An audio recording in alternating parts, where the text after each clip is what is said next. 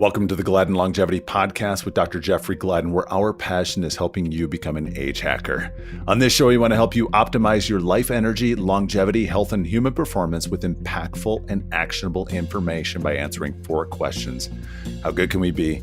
How do we make 100 the new 30? How do we live well beyond 120? And how do we live young for a lifetime? Dr. Gladden, nice to see you. We've gotten a bunch of questions from listeners that we're going to go through, I think 1 or 2 today, and also have a bunch of articles that, we've accumulated over the months. And I figure it's time to get back to a Q&A because listeners seem to love this, hearing you answer their questions and hearing you talk about some latest articles and breakthroughs. And so, yeah, let's do it. All right, so the first one that we are going and starting with is an article that I found in the Daily Mail. The title says, AI can predict pancreatic cancer 3 years before it occurs, major Harvard study finds. What's been your experience with AI and the new cutting edge technologies with kind of identifying and predicting cancer?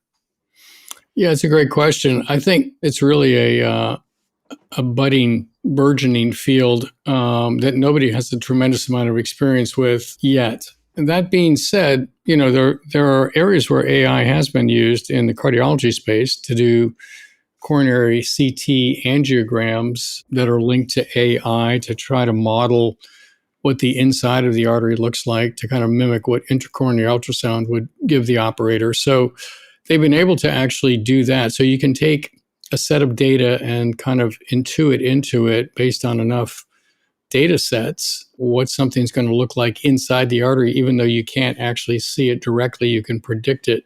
It's a little bit like a large language model being able to predict what's the next word in the sentence going to be.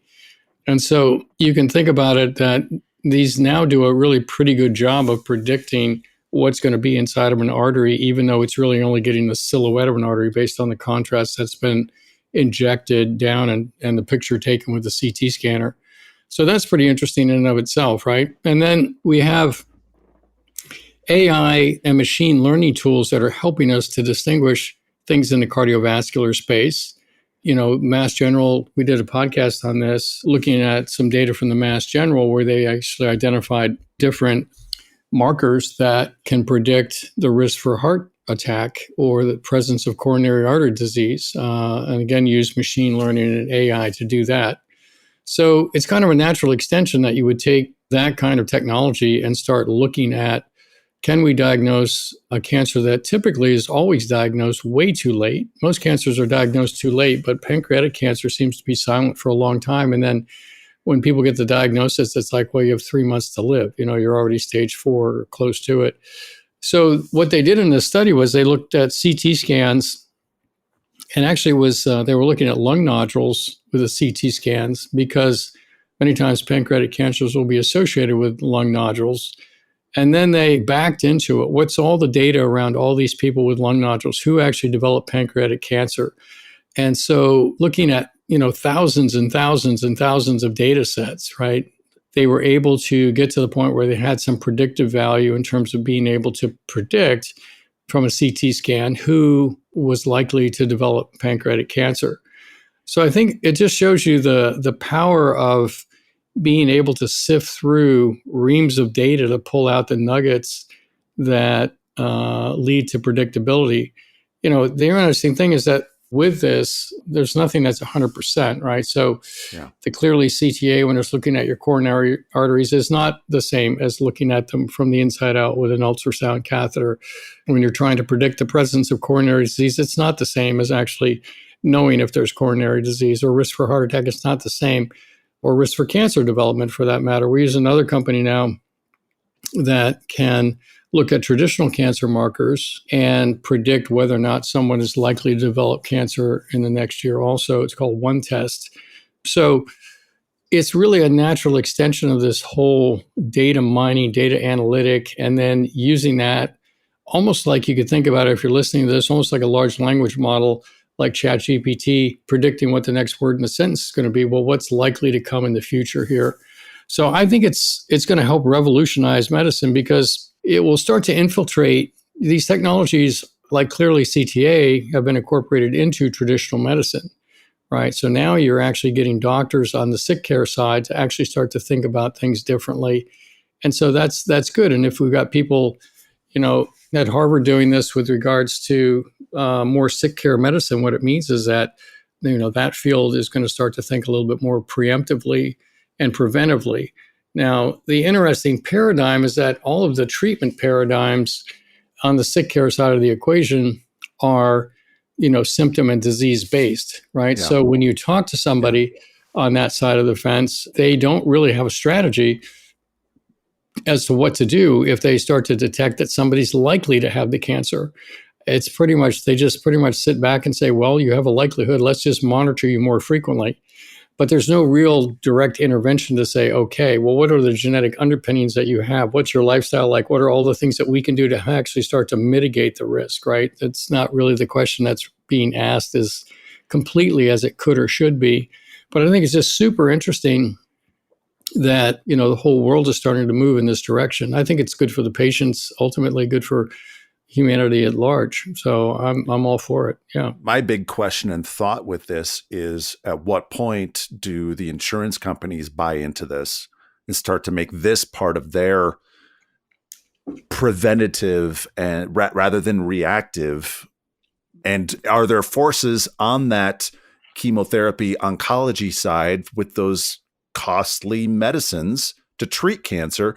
Are they pushing against this kind of preventative push that could be developing? Well, to your point, we all know that there's a very large economic engine, right? There's a medical, industrial, pharma, industrial complex back there that's, not unhappy with the status quo in the sense of being able to generate lots of revenue.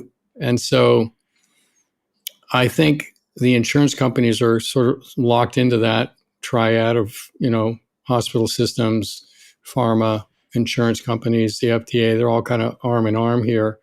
It depends on, I think, the clamoring of the people. If enough people raise enough voice in Congress politically with their political voices, I think things start to shift. I think the other thing is that if the insurance people find a way to make money off of it, then they'll embrace it. So, you would think in an insurance model that you could make money if you were actually preventing disease, but I don't know. Their whole model is a little bit skewed anyway, so we'll have to see. But I don't know. I don't really hold my breath for that whole industrial complex to kind of shift. I'm just encouraged by the fact that it's available. We can get it done, or these things are coming. We're using a number of them right now, and I think it bodes well for the future for people. So I think the other way people could make a difference is to find those startups that are insurance-y in that space that are really focused on preventative. I have a dear friend that I introduced you to last week, Tobin Arthur, and he's been really in this whole medical space, working with startups and doctors, angel investing into some of those medical device startups. And he's really familiar with some of these cutting edge companies that are working on a new insurance model. And if we go there, voting with our dollars, essentially, that's going to catch the attention of those bigger companies like Blue Cross Blue Shield and Anthem, et cetera. That's right. It's really a dollar-driven economy here, right? There's no altruism in it. There's no morality to it. There are only ethics that are kind of mandated to not be egregious. But apart from that, it's just a dollar-driven economy. So, like I said, though, I think if you're listening to this, the joy of it is that, you can know that technology is marching forward to everybody's benefit. So I think that's wonderful. Yeah. All right. The next article that you picked out of the long list that we had, the title is "People Who Live Longest Share These Two Traits," say authors who studied Japanese secret for a long and happy life. And this is a CNBC article. Yeah. So I found this interesting, really interesting. It was published last year, actually. So the interesting thing about this is, we know about eating and regular exercise. We know the blue zones. These people are vertically integrated across the generations. We know many of these features, right? They get regular sunshine. They have more of a circadian rhythm, all these different things. So I was really curious to see what this might pull out. If we're only going to pull out two things out of all the things we know that happen in blue zones, what are they going to pull out? Well, what was surprising to me was that number one was a positive attitude, prioritizing peace and happiness, right? Being optimistic, easygoing, extroverted, which basically the flip side of that coin is a positive attitude is basically seeing the sunny side of things. So that means that the flip side of that coin of worry, anxiety, despair, gnashing of teeth, that's minimized. So a positive attitude. And we've talked a long time about how when we optimize the life energy circle and mental health and, spiritual connection and all these things, how much better people's longevity is. It was just fascinating to see that a positive attitude was right there as number one. You opened your book with the life energy circle. We're talking about these kinds of things. That's right. And here's number two. And I've never seen this listed in any of the blue zone information. Number two was a high degree of emotional awareness. Ooh. Right? Ooh. So this is a really, and again, this is in the life energy circle under several different things. One is about self-love.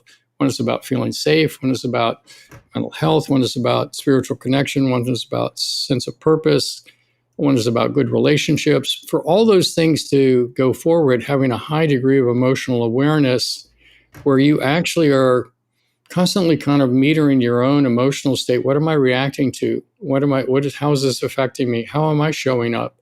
What was just said? What are the ramifications of that? How do we integrate that? And coming back to those conversations and those situations that have ambiguity around them, to clear the ambiguity, get back to sort of that steady state of, okay, I understand how this went down or what happened or who this is or how this is going to play out, to where people get back to a place of peace and they're emotionally aware of their own sense of peace. And when they're kind of pushed off of that, they work diligently to understand why and solve whatever it was and get back to that sense of equilibrium. A dear friend and mentor of mine, Kevin Knebel, he travels and speaks. I heard him say from the stage once, if I spit on you, I don't make you mad, I make you wet. And then he went on to say That's that, right. that anger, that reaction is something that comes out of you. And if there's one thing that I've hammered to my boys over and over, it's a saying that I've got that I'll say it. There's only two things in the world that you can control: your actions and your reactions. That's it. Trying to get them to think about this idea of emotional intelligence and being aware and sitting back before you react. Yeah, I would expand it to a third if you're open to it. Okay. I think you can control your actions and your reactions, but I think, and this is a little bit implied in what you said, but I think you can really ultimately get to the point where you control your emotional state, right? And of course, that filters into how you react or don't react or act. But being able to control your own responses, being able to transcend the environment to actually stay in equilibrium, even when, think of it like this. Yeah, I love the Matrix as a movie because it's such an archetypal film, right? It's such a hero's journey. And think of it this way: when Neo finally gets full realization of the Matrix, right? When he's standing in the hallway and can see it, then he's actually able to manipulate reality, right? And so you see him dodging bullets, you see him doing things, but then you see him actually manipulating reality because he's stopping the bullets in the air. Correct. He's completely aware of the nature of what is. And I think as humans, for us to aspire kind of on a psycho-spiritual plane, to get to that point of being so aware that we can manipulate reality, not only our own internal reality, but actually our external reality, because our emotional state affects everybody in the room. And I was talking with Mukti about this the other day, and she said, in a room full of people that are upset, it's the person that's the most emotionally stable, most emotionally regulated, that ends up actually controlling the room, which I wasn't thinking about it so much from control, but it's the idea of if we regulate ourselves And if we make that a priority, right, we want to regulate our physique, we want to regulate our cardio, we want to regulate our diet, we want to regulate all these other things. That's wonderful. It's all great. But being able to regulate ourselves in this psycho-spiritual, emotional, mental health state, right? Wow, what a cool thing. And when there is a perturbation, when it does get knocked out, it's being aware that it's knocked out and understanding that it was knocked out for a reason, understanding what, working to understand that reason, resolve it with the other party or parties involved. It becomes a really great way to sort of stay on point. This has definitely been a journey that I've been on, especially in the last 13 months. I was introduced to a book called From the Core, A New Masculine Paradigm for Leading with Love, Living Your Truth, and Healing the World by John Wineland. Okay. And I've become a giant fan of the stuff that he talks about. And in there, it's all about the masculine energy is even. It lets the feminine energy give that emotion, but we stay stable and we control our emotions and our energy. And yeah, I've listened to the book at least 5 times and I read it twice. Yeah, it's true. It doesn't negate emotion. It doesn't negate the ability to feel love or to feel that someone was, or feel empathy, or feel that someone was wrong in a particular situation, or feel a sense of determination to correct something that seems egregious or whatever. It doesn't take away from any of that, but it enables you to transcend it in a way where you don't get emotionally caught up in it to where you're now leveraging your health, right, and your psychic health and physical health for the sake of whatever's going on. I think that's kind of the key. So, yeah, very interesting. Our first question that we got from a listener: what does Dr. Gladden think of plaquez therapy? Yeah, we like it. What is it? And when should people use it? It's phosphatidylcholine. It's used to basically remove plaque from arteries, and there's good data on it. At our place, a lot of our clients fly in from all over, and so it's typically IV infusions that are done several times a week, and most of our people aren't close enough to us to where we can actually do it. So we don't do a lot of it per se, but we're familiar with it. And if you have access to it and you're willing to commit to, if you have plaque and you want to get it out of your arteries, committing to doing these IV sessions, about 3 a week for, I don't know what the exact time is. It could be 2, 3, 4 months, has been shown to have a nice impact. And even using chelation, there are a couple of large studies that were done in diabetics using chelation therapy with EDTA, which pulls out calcium and minerals and things like that, showing plaque regression in diabetics. Not so much in non-diabetics, but in diabetics, that can be helpful too. And of course, that's IV infused and is done periodically also over a number of months. So these therapies can be helpful. In lieu of that, if you don't have access to that, you can take phosphatidylcholine. You can take choline inositol also, which helps control blood sugar and also gives you choline, which is good for your brain too. So there's different things that you can do there. But yeah, it's a viable therapy. You just have to have access to it. So, thank you, David, for that question. Next one comes from Francis Long. What can you tell us about AFib, atrial fibrillation? Well, there's a gene, a PIX gene, PIX gene, that 2 of them actually, that they actually ascribe a certain predisposition for atrial fibrillation. So I'm heterozygous for both those genes. My grandmother had atrial fibrillation on my maternal side. And atrial fibrillation can be worsened. The risk of it can be worsened by many things. One of the big ones is thyroid disease. If you happen to have hyperthyroidism or actually hypothyroidism, it increases atrial fibrillation risk. If you're carrying extra weight, and because of extra weight, you have high blood pressure, or if you have high blood pressure without extra weight, or if you have extra weight and you develop sleep apnea, and sleep apnea many times is obstructive sleep apnea is a function of the size of your neck. The bigger your neck is, the more prone you are to have sleep apnea, obstructive sleep apnea, because when you go to bed and relax, all those muscles in your throat that hold your throat open tend to collapse, and the weight of your neck collapses it further, and now you have an obstruction to the air moving. And so that's why weight loss and things like that are commonly prescribed. interestingly enough, thyroid disorder and sleep apnea interplay with each other also. So if you have sleep apnea, you're more prone to be hypothyroid. If you're hypothyroid, you're more prone to have sleep apnea.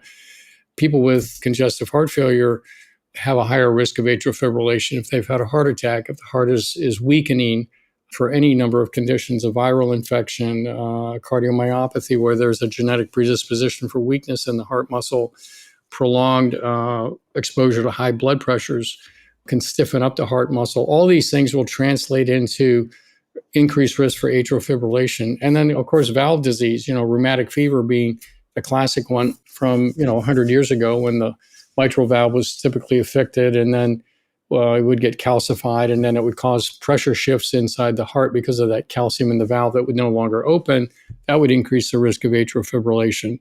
So there are many, many, many ways to increase it. Another way to increase it is drinking alcohol. This idea of Red Bull and some form of alcohol, right? Now you're getting a ton of caffeine and a bunch of alcohol. That's a real good way to throw yourself into atrial fibrillation, particularly if you have a predisposition, right? Wow. So things like that can do it also. And then high stress and athletes that are really kind of like long endurance athletes. Like if you run and you're running 3, 4, 5 miles, that's not a big deal. I mean, that's a super healthy kind of distance to run. If you're running marathons, that's a long haul for the body, let's say. There are some genetically gifted people out there that can run those, and it's not a big deal. But that's really a minority. For the average person, if you're out there trying to be a long-distance athlete, you really run a higher risk of putting yourself into atrial fibrillation. You can really wear your heart out, doing that kind of long endurance kind of either cycling, swimming, running, cross-country skiing, whatever it might be. So, what do you consider to be long distance? I think what's appropriate for someone with my body type, and what would be probably pushing it too far? Yeah, I think 100 yards is good for you. Sign me up. Right. No, I mean, I really think if people keep it below a half marathon, a 10K, I think a 10K is not such a big deal. That's one distance. A half marathon is significantly more, but I think if you're a half marathon or less, that's probably fine. But I just don't think there's a real value in these long endurance races. So that being said, I like endurance cardio, and I will ride my mountain bike for an hour and a half nonstop, or I'll do some other stuff for a protracted period of time, just because it's really how you build your cardiovascular base. But I'm always cognizant of the fact that, you need to kind of prep for that. So, touring is a great way to get more energy into your heart, and drinking hydrogen to decrease the oxidative stress, and using Vascanox to improve arterial function, and nitric oxide production with some of the nitric oxide products we've talked about from Nathan Bryan. And Vinia improves blood flow and protects the heart. So if you're going to do these kinds of activities, number one, I would do your genetic test and see if you have a predisposition for atrial fibrillation. And then two, be aware that those lifestyle choices around, sleep and stress and alcohol and caffeine all can increase the risk. And then from there, look into your own supplements and how you're going to basically fuel and how you're going to recover and how you're going to keep your heart safe as you do those things. It's not a trivial amount of exercise, right? It's not like going to run for 3 or 4 miles, which is, it's not trivial, but it is sort of trivial, right? It's not like you really have overstressed your system. So, yeah. Well, this is really good stuff to know, as my 17-year-old has fallen in love with running. And just on Sunday, Super Bowl Sunday, gives listeners an idea of when we're recording this, he ran his first half marathon. Okay. Good for him. So this is really good if he wants to push it beyond that, for me to say, all right, this is the kind of stuff we need to be taking a look at, as well as you need to be supplementing and making sure your diet's better, because he's a freaking teenager, 17-year-old. Lord knows the crap that he eats. Right. So that's right. Yeah. And he's got some physiological reserve at 17. Yeah. And we like perfect aminos also, right? Because when you finish and you take that, you build heart muscle. Carnosine for older people is great. L-carnosine helps preserve muscle strength and things like that. There's many, many things we could go into. We should probably do a show on athletic performance, and I can just share with you all the different things we walk through on that stuff. So nice. Yeah, let's do it. This episode of the Gladden Longevity Podcast is brought to you by the new molecular hydrogen formulas of Chill and Energy. Yeah, Chill and Energy were a couple of things that I learned about through NES Health. And we discovered that when you combine their infoceutical with hydrogen, you actually get an expanded effect from what you would just using it by itself. So we were very excited to work through the ability to actually infuse, if you will, or imprint the hydrogen tablet with the information related to chill and to energy. You can hear more about the physics of how this formulation came about if you go to the interview that we did with Harry Massey on episode 191. You know, when we were trying this in the office, we gave it to some willing clients and also willing staff.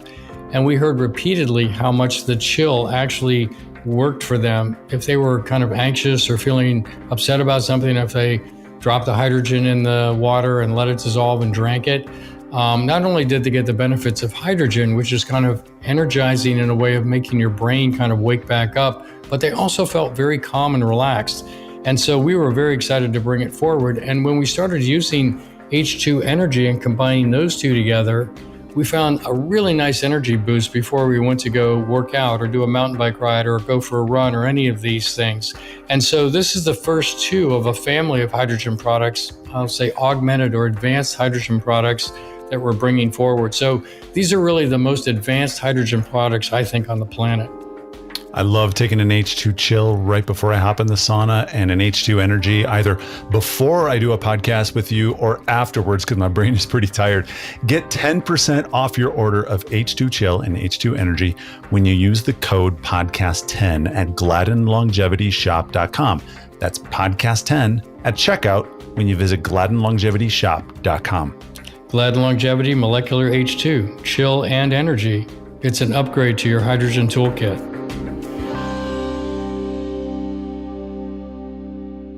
All right. The last listener question that we have, this one's a long one, but it's really thoughtful and you liked where he went with this. This is from Gary in Evanston, Illinois. Thank you, Gary, for sending me this question.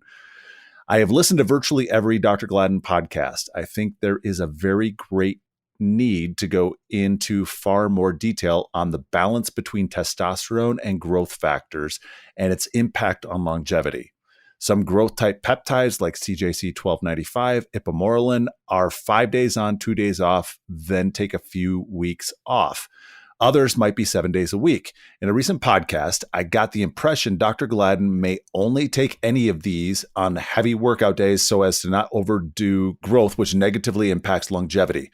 What gets almost zero play anywhere, however, whether testosterone should be pulsed.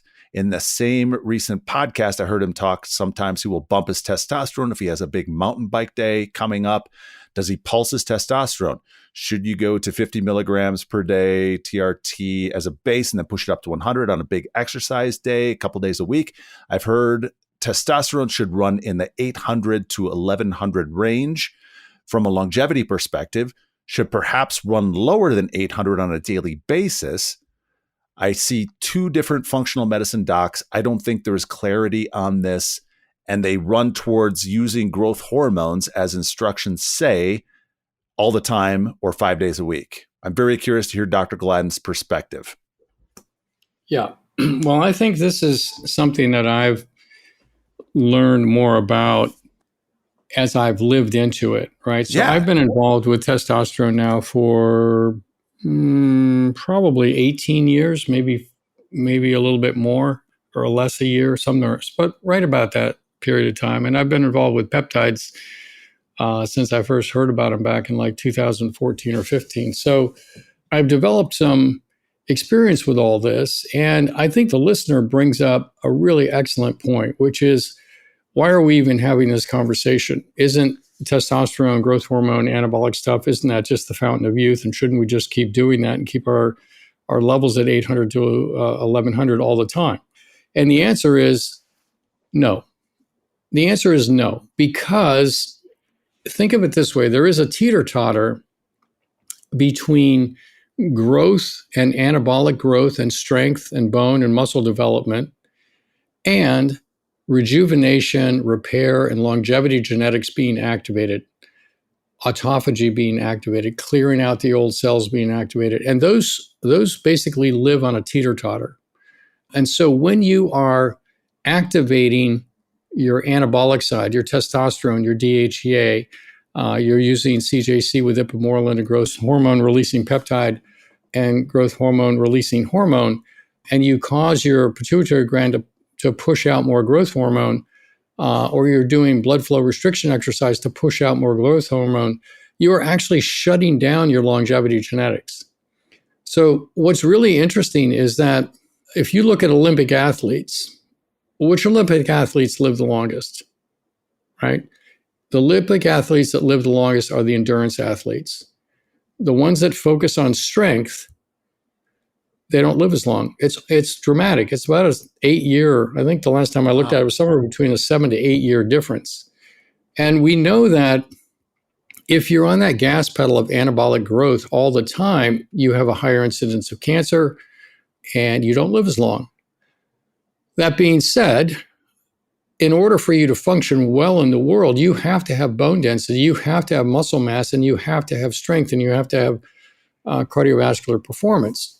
So how do we think about that? Well, the way I think about it is I tend to use testosterone and I inject it intramuscularly twice a week. And I don't use high doses. I probably fluctuate between 0.25 and maybe 0.35 at the most, but most of the time it's around 0.25 to 0.3 cc's, and that's 200 milligrams per cc. So I'm not dosing it very high.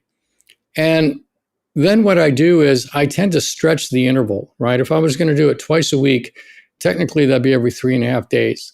But many times I will actually stretch it out to every 4 days, right? Or 4.5 days. And I do it on purpose. I do it because I want the level to drift down. And the way I go about it is this. When I'm going to be anabolic, when the testosterone goes in, let's say it went on Monday morning, then I know I'm going to be anabolic that day, that night, the next day, the next night. That's when I go into anabolic mode. That's when I'm adding CJC with ipamorelin at bedtime that night and the next night, right? And then as I know that the testosterone is waning down, then I don't do that anymore. I basically let growth hormone drift down. I let testosterone levels drift down. And now I'm taking more spermidine. I'm activating autophagy. I'm working the other side of the equation. You know, Vinia that we've talked about is this piceid resveratrol that activates AMPK and Clotho and FOXO3. Things like berberine and metformin will activate AMPK.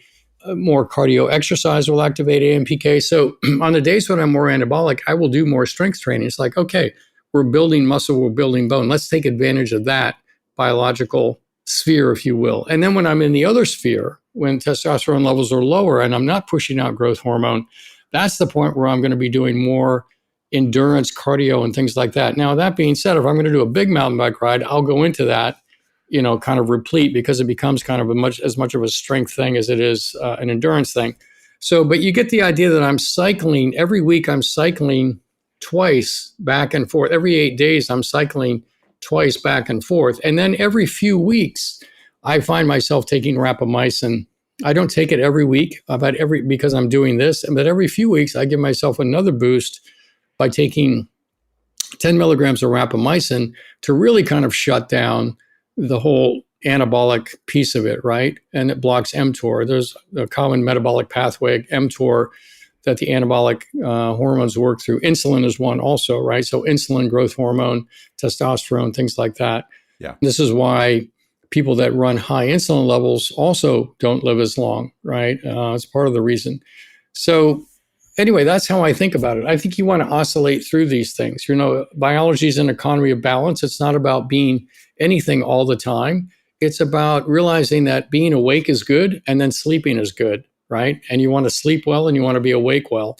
And I think the same is true when it comes to balancing your hormones. You want to be anabolic and you want to get all the benefits of that. And then you want to be more catabolic.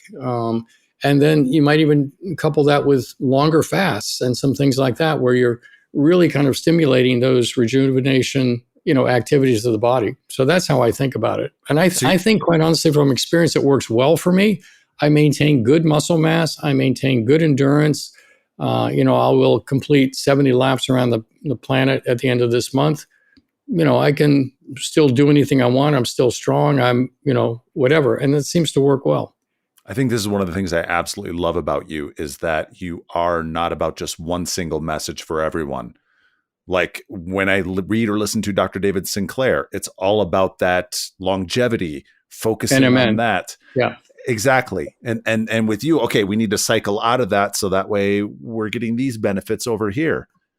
And so that's right. Yeah, that's one of the things I absolutely love about you and why you are my number one source of health information. And by the way, when you said the Olympic group that lived the longest, I was fully expecting you to lead with curling. The curling team lived the longest. No, they actually drink too much. Yes. As a cheesehead growing up in small town Wisconsin, the local curling club, lots of drinking was going on there. That's right. It's a drinking club that happens to curl, right? So I've done some curling. It's fun. It is. Next one is a article that we found from the Daily Mail. A bad sex life in middle age raises men's risk of dementia, study suggests. Yeah. Well, there you go. I think I made a comment when you first read this to me about the fact that you can't boink your brains out, right? So you really, I think there's a lot of reasons for this. One is, I think, talk about a positive attitude, right? How many depressed people are interested in having sex? How many anxious people are interested in having sex, right? And I think if you have a positive attitude and you're building relationship, being sexually active is kind of a piece of that. So I think that's part of it. I think the other thing is that, it's great for cardiovascular health. It's also a great barometer of cardiovascular health. If you're having issues with erectile function, that's a canary in the coal mine that there's potentially an issue going on with your arteries. Talk about an AI tool to predict who's going to develop heart disease. Just pay attention to your erectile function, or for a woman, her lubrication and clitoral erectile function. Those are good indicators for men and women. So, I think that's a piece of it. And then we've talked about this before. When you are intimate with another person, I think it's really, really, really important to understand that one of the biological wins of that is oxytocin release, right? So oxytocin is this great hormone that's released from the brain. When women are breastfeeding, the baby starts to suckle. It causes oxytocin to be released in the woman, which does a couple things. One, it allows the milk to be released. It's called milk letdown hormone. But it also creates a sense of bonding from the mother towards the baby. And as the baby's nursing, the nursing is so comforting for the infant that the infant then releases oxytocin. And it creates a tremendous bonding between the infant and the mother, right? This is why nobody can ever replace your mom, right? Because, dads just don't have that same level of connection that a mother does to an infant. That being said, oxytocin has so many benefits for longevity, right? It lengthens telomeres, it decreases inflammation, improves gut health, heart health, brain health, improves neuroplasticity. It does virtually everything that you want to do. And I think we need to move away from this concept that sexual activity is only intercourse or only some variation of intercourse with orgasms and climax, right? And I think, yes, that's a piece of it, but really there's a whole world of other ways to connect with people, right? Spooning or massaging or stroking or cuddling or kissing or hugging or holding or whatever. And there's a whole spectrum in there of things that are just great. I mean, they're wonderful. You can have humor and laughter and talk and yet you're creating so much great connection and releasing oxytocin. And yes, there may be sexual activity too, or you may be in a mood where we just want to make love right now, right? And so that's great too. But my point is that all of these activities, they really, really build. Number one, they take a positive attitude to make it more positive. They also release oxytocin, right? So now you're getting all the health benefits of that, and you're getting, guess what? More connectivity to the person that you're with. And so, it's a beautiful thing. There is no downside to sexual activity apart from STDs. And if you're having sexual activity outside of your ethical confines, right? If you're outside your ethical confines, then that's a problem. If there are STDs involved, then that's another problem. But apart from that, if you're within bounds, so to speak, it's a beautiful thing. I agree 100%. I loved this article, and it's good to hear your perspective on this. The last one that we are covering is an article that our producer Leo had thrown in, and because this is American Heart Health Month, it's a good time for us to talk about this. The world's first heartless human was able to live without a pulse. Yeah. I was blown away by this one. Yeah. He lived for 30 days. We'll just be clear about that. It's not like he's out playing golf, right? So I found this article fascinating too, because I think we probably all remember the first heart transplant. I guess I think it was Christian Bernard in South Africa did the first heart transplant, right? I forget what year that was. It might have even been in the 70s. And all of a sudden it was like, wow, what, really? You could actually replace a heart? I mean, it changed the world's perspective on that. And then from there, wasn't it mechanical, in the 80s, the mechanical heart came out? Yeah, then the Jarvik 7 and different other mechanical hearts came along, and they were basically working to replicate pulsatile flow. And the reason that they were trying to replicate pulsatile flow is that back in the 80s, there were machines that could simply provide circulation, right? You put somebody on a heart-lung machine, it's not pulsatile flow. It's basically just blood flowing, right? Yeah. And at that point in time, the understanding was that the end organs actually were designed to receive pulsatile flow, right? I mean, in other words, the way the whole system has emerged is that pulsatile flow is there to the kidneys, the liver, the brain, and everything. And so everything kind of is working on that pulsatile flow paradigm. So when I read this article about this continuous flow artificial heart, it is an artificial heart because it's pumping the blood to the body, but it was just a continuous pump. And what was interesting to me was that they did the research in calves, and they would take out a calf heart and replace it with this pump. And they just wanted to see what would happen. And the calf would actually run around and play and do everything it was, ordinarily going to do. And I found that really interesting. But the question in my mind was, but I wonder for how long that goes on before the biology of pulsatile flow and the tissue never getting that intermittent break, right, in flow, if that's going to have some kind of impact. And I didn't get the data in the article I read about how long the calves live, but this gentleman that received it, I think, lived for about 30 days before he passed. Well, so he had a whole bunch of other health issues going on that would prevent him from living a normal life. Yeah, that's true. But I'm just saying that even if that was the case, biology, has adapted to pulsatile flow. So whether this can be, and maybe there's going to be an AI tool that enables us to sense, how much pulsatile flow versus continuous flow is optimal.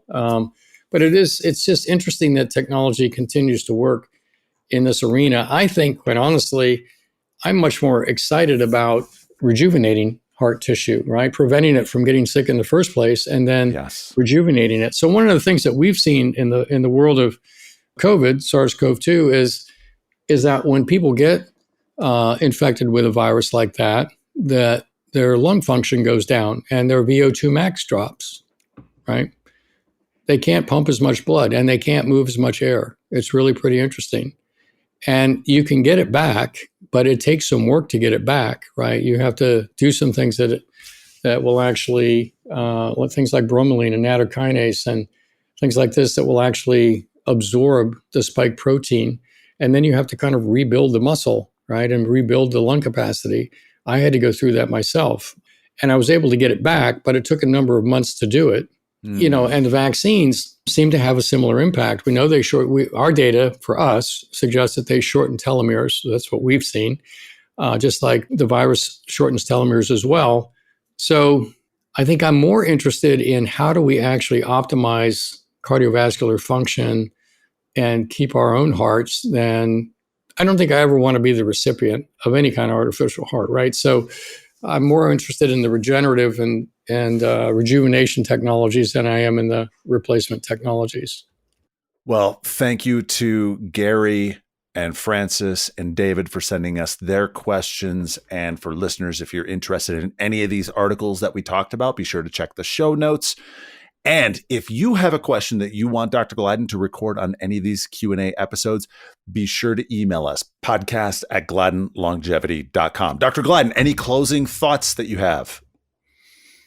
I love these questions. I really appreciate the audience taking the time to send them in. And I think we should commit in 2024 to actually doing this like every 6 weeks we do a show like this, because I want to do at least 6 shows a month. And I think one of those 6 should be a show like this. We love the audience and the fact that they are enjoying the podcast. I get really nice feedback from so many people when I give a talk or whatever. And we really want to make it incredibly valuable to you. So if you have something that you really want to know, we're happy to give our opinion or try to track it down. So thanks so much for participating. It really is a conversation between us. That email one last time, podcast@gladdenlongevity.com. Thanks, Dr. Gladden. My pleasure. Thank you for listening to this week's episode of the Gladden Longevity Podcast. If you would like more information on what we've discussed or other topics, please reference the show notes or go to gladdenlongevitypodcast.com. You can also find us on Instagram, Facebook, and Twitter by searching Gladden Longevity. If you've enjoyed this podcast, please subscribe to get future episodes delivered to you and share our podcast or this episode with someone in your life that you may find benefit. Thank you for listening. We'll be back next week with another exciting episode. The Gladden Longevity Podcast is provided for informational purposes only. It does not constitute medical advice. This content is not intended to be a substitute for professional medical advice, diagnosis, or treatment. Always seek the advice of a physician or other qualified health provider with any questions you may have regarding a medical condition. The use of any information and materials linked to this podcast is at the listener's own risk.